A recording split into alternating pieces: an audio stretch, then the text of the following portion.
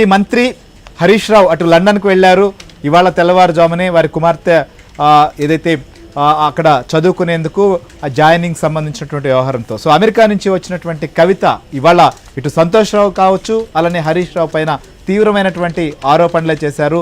గతంలో కేసీఆర్ చుట్టూ దెయ్యాలున్నారు అని చెప్పి మాట్లాడినటువంటి కవిత నేరుగా ఇవాళ పేర్లు పెట్టి మరి అటు హరీష్ రావును సంతోష్ రావును కూడా విమర్శలు చేశారు. అయితే ఇక్కడ కవిత చేసినటువంటి ప్రెస్ మీట్లో రెండు వర్షన్లు కూడా వినిపిస్తుంది. ఒకవైపు కేసీఆర్ కడిగిన ముత్యంలో వస్తారు, ఆయనకి ఏం సంబంధం లేదని. ఇంకోవైపు హరీష్ రావు సంతోష్ రావు ఆస్తులు పెంచుకున్నారు, అవినీతి అనకొండలు అని రెండు వర్షన్లు కూడా ఆమె చెప్పినటువంటి పరిస్థితి చూస్తే ఇటు తప్పు జరిగిందా తప్పు జరగలేదా ఆమె ఏం చెప్పదలుచుకుంది. మొత్తానికైతే మాత్రం చాలా రోజుల నుంచి పార్టీలో జరుగుతున్నటువంటి పరిణామాల కుటుంబంలో ఆమెను దూరంగా పెడుతున్నటువంటి వ్యవహారం పైన రగిలిపోతున్నటువంటి కవిత ఇవాళ అదును చూసి మొత్తం అన్ని వ్యవహారాలపైన కూడా ఎవరైతే ఆమె ఇప్పటి వరకు తనను ఈ ఇబ్బంది కలిగిస్తున్నారు అని భావిస్తోందో వారి విషయంలో కూడా ఓపెన్ అయిపోయిందని మాత్రం స్పష్టంగా అర్థమవుతుంది. సరే ఇక్కడ దాకా ఓకే. ఇక ఈ విషయాన్ని కాంగ్రెస్కి కూడా ముడిపెట్టింది.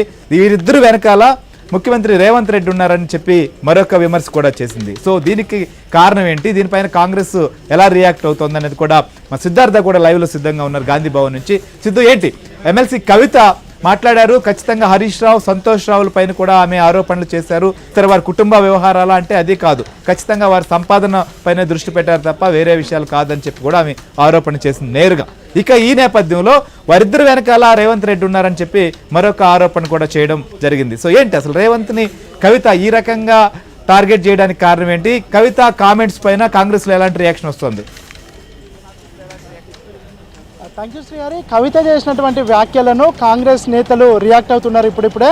అయితే కవిత చేసినటువంటి కామెంట్స్లో కొన్ని అంశాలను స్వాగతిస్తున్నట్లు తెలిపారు, కొన్ని అంశాలను తీవ్రంగా వ్యతిరేకిస్తున్నట్లు కాంగ్రెస్ నేతలు చెప్పారు.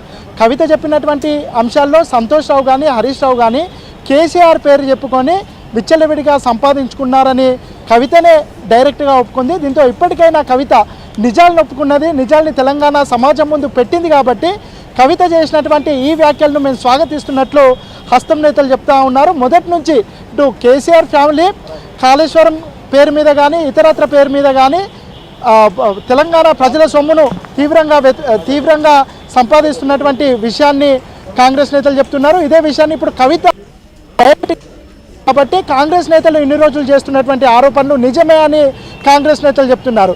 ఇక రేవంత్ రెడ్డికి సంబంధించినటువంటి అంశాన్ని కూడా కవిత మాట్లాడింది. ముఖ్యంగా హరీష్ రావు సంతోష్ వెనక ఉన్నాడని కవిత చెప్పడాన్ని తీవ్రంగా వ్యతిరేకిస్తున్నట్లు హస్తం నేతలు చెప్తా ఉన్నారు. ఇటు బీఆర్ఎస్ బీజేపీ రెండు మెర్జ్ అయిపోయే అవకాశం ఉన్నటువంటి నేపథ్యంలో కవిత కాంగ్రెస్ పార్టీలోకి రావడానికి ప్రయత్నం చేసింది. ఈ ప్రయత్నాన్ని రేవంత్ రెడ్డి తీవ్రంగా వ్యతిరేకించాడు. కవితను కాంగ్రెస్ పార్టీలోకి తీసుకుంటే జరిగే మేలు కంటే నష్టం ఎక్కువగా రావడం వల్ల కొద్దిగా ప్లస్ అవుతుందని కాంగ్రెస్ పార్టీకి సంబంధించినటువంటి కొంతమంది నాయకులు అన్నప్పటికీ మొన్నటి వరకు కల్వకుంట్ల ఫ్యామిలీని చాలా విమర్శలు చేశాము. కల్వకుంట్ల ఫ్యామిలీ అందరూ కలిసి దోచుకుంటున్నారని విమర్శలు చేసిన తర్వాత కవిత అంటే కాంగ్రెస్ పార్టీలోకి తీసుకోవడం తప్పుడు సంకేతాలను ఇస్తుందని రేవంత్ రెడ్డి చెప్పినటువంటి నేపథ్యంలోనే కవిత కాంగ్రెస్లోకి రావడం ఆగిపోయిందనే చర్చ కూడా ఉంది. ఈ నేపథ్యంలోనే కవిత కాంగ్రెస్లోకి రావడాన్ని అడ్డుకున్నటువంటి రేవంత్ రెడ్డిని గతంలో కూడా కవిత టార్గెట్ చేసి ఆయనను వ్యతిరేకించినటువంటి సందర్భం ఉంది. ఇక ఈరోజు కూడా కవిత డైరెక్ట్గా రేవంత్ రెడ్డి హరీష్ రావు అదేవిధంగా సంతోష్ రావు విచ్చలవిడిగా దోచుకుంటున్నారు, వీళ్ళ వెనుక రేవంత్ రెడ్డి ఉన్నాడని చెప్పడానికి అదే ప్రధాన కారణం. ఆమెకు ఒక సేఫ్ జోన్ లేకుండా ఆమెను కాంగ్రెస్ పార్టీలోకి రానివ్వకుండా రేవంత్ చౌకబారు ప్రకటనలు చేస్తున్నారనే విమర్శను కాంగ్రెస్ పార్టీకి సంబంధించినటువంటి నాయకులు చెప్తా ఉన్నారు. కవిత చేసినటువంటి ఆర్గ్యుమెంట్స్లో ముఖ్యంగా దోచుకున్నారు అనే అంశానికి సంబంధించి కవిత చెప్పింది కరెక్టే, అదే విషయాన్ని కాంగ్రెస్ చాలా రోజుల నుంచి చెప్తున్నారు అనే విషయాన్ని కూడా కాంగ్రెస్ నేతలు చెప్తున్నారు. దీంతోపాటు కల్వకుంట్ల ఫ్యామిలీకి అంటే కేసీఆర్ ఫ్యామిలీలో వ్యతిరేకంగా ఎవరు మాట్లాడినా వాళ్ళను ఇబ్బంది పెట్టే కల్చర్ కేసీఆర్ది కేటీఆర్ది అనే విషయాన్ని కూడా కాంగ్రెస్ నేతలు చెప్తున్నారు. ఇప్పుడు కవిత డైరెక్ట్గా పేర్లు పెట్టి విమర్శిస్తున్నటువంటి నేపథ్యంలో కవితకు కూడా థ్రెట్ ఉంటుంది, కవితను కూడా కల్వకుంట్ల ఫ్యామిలీ టార్గెట్ చేస్తారనే విషయాన్ని కూడా కాంగ్రెస్ నేతలు చెప్తా ఉన్నారు. గతంలో ఇటు సీతక్క విషయంలో కానీ కొండా సురేఖ విషయంలో కానీ మంత్రులనే స్పృహ లేకుండా, మహిళలనే స్పృహ లేకుండా వాళ్ళపైన ట్రోలింగ్ చేశారు. వాళ్ళని అవమానపరిచే విధంగా సోషల్ మీడియాలో విపరీతంగా పోస్టులు చేశారు. ఇప్పుడు కవిత కూడా కేసీఆర్కు వ్యతిరేకంగా, కేటీఆర్కు వ్యతిరేకంగా, హరీష్ సంతోష్కు వ్యతిరేకంగా మాట్లాడినటువంటి నేపథ్యంలో కవితకు కూడా తిప్పలు తప్పవనే విషయాన్ని కాంగ్రెస్ నేతలు చెప్తున్నారు. కవిత చేసినటువంటి వ్యాఖ్యలపైన కాంగ్రెస్ నేతలు ఇప్పుడిప్పుడే రియాక్ట్ అవుతున్నారు. ఆమె చేసినటువంటి వ్యాఖ్యల్లో కొన్నిటిని స్వాగతిస్తూనే మరికొన్నిటిని తీవ్రంగా వ్యతిరేకిస్తున్నామని హస్తం నేతలు చెప్తా ఉన్నారు. రైట్ సిద్ధార్థ, చూద్దాం. ఖచ్చితంగా కవిత చేసినటువంటి కామెంట్స్ మాత్రం తీవ్ర కలకలం రేపబోతున్నాయి బీఆర్ఎస్ పార్టీలో. ఇది ఒక విధంగా చెప్పాలంటే ఇప్పటి వరకు కవిత చేసినటువంటి వ్యాఖ్యలు, కామెంట్స్ వేరు. ఇవాళ ఆమె చేసినటువంటి కామెంట్స్ కూడా ఖచ్చితంగా ఇవి ఒక సంచలనంగా మారాయని చెప్పొచ్చు. సొంత బావ హరీష్ రావు, అలానే సోదరుడు అయినటువంటి సంతోష్ రావు, వీళ్ళిద్దరినీ కూడా ఆమె టార్గెట్ చేశారు. ఖచ్చితంగా వీరు కనీసం సంపాదన పైనే దృష్టి పెట్టారు తప్ప మరొకటి కాదు అనేటువంటి ఆరోపణలు చేసినటువంటి నేపథ్యంలో వారు ప్రత్యక్షంగా రియాక్ట్ అవుతారా, వాళ్ళు రియాక్ట్ అయితే ఏం రియాక్ట్ కాబోతున్నారు? సో దీనిపైన బీఆర్ఎస్ పార్టీ సంబంధించినటువంటి నాయకులు ఇప్పటి వరకు కూడా కవిత విషయంలో ఆచితూచి మాట్లాడుతూ వచ్చారు. కొందరు ఒకరిద్దరు తప్ప ఎవరు కూడా కవితను నేరుగా మాట్లాడే సాహసం ఇప్పటి వరకు. కవిత ఇటు బీఆర్ఎస్ పార్టీకి సంబంధించినటువంటి వ్యవహారాలకు పూర్తిగా దూరంగా ఆమె సొంతంగా వ్యవహారాలన్నీ కూడా రాజకీయపరమైనటువంటి కార్యకలాపాలతో ముందుకు సాగుతోంది.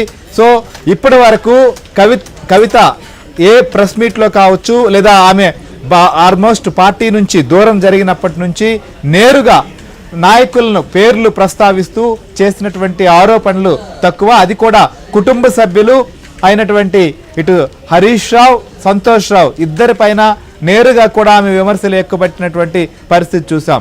సో కొంతమంది డబ్బు, కొంతమంది సంపాదన యావతో అవినీతి అనకొండల మధ్య కేసీఆర్ నలిగిపోయేటువంటి పరిస్థితి వచ్చిందనేది కవిత ఉద్దేశం. సో ముఖ్యంగా ఈ వ్యవహారం అంతా మరింతగా కేసీఆర్ కుటుంబంలో ఈ వ్యాఖ్యలు మరింత కాకరేపబోతున్నాయి.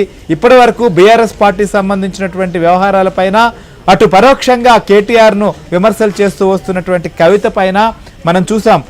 బీఆర్ఎస్ పార్టీలో ఉన్నటువంటి ఎవరు స్పందించకపోయినా ఒకరిద్దరు మాజీ మంత్రులు చేత మాట్లాడిస్తూ వచ్చారు. ఇప్పుడు నేరుగా ఆమె డైరెక్ట్గా కూడా కుటుంబ సభ్యులపైనే కూడా టార్గెట్ చేసింది. సో ఇంతగా ఎందుకు ఆరోపణలు చేయాల్సి వచ్చింది?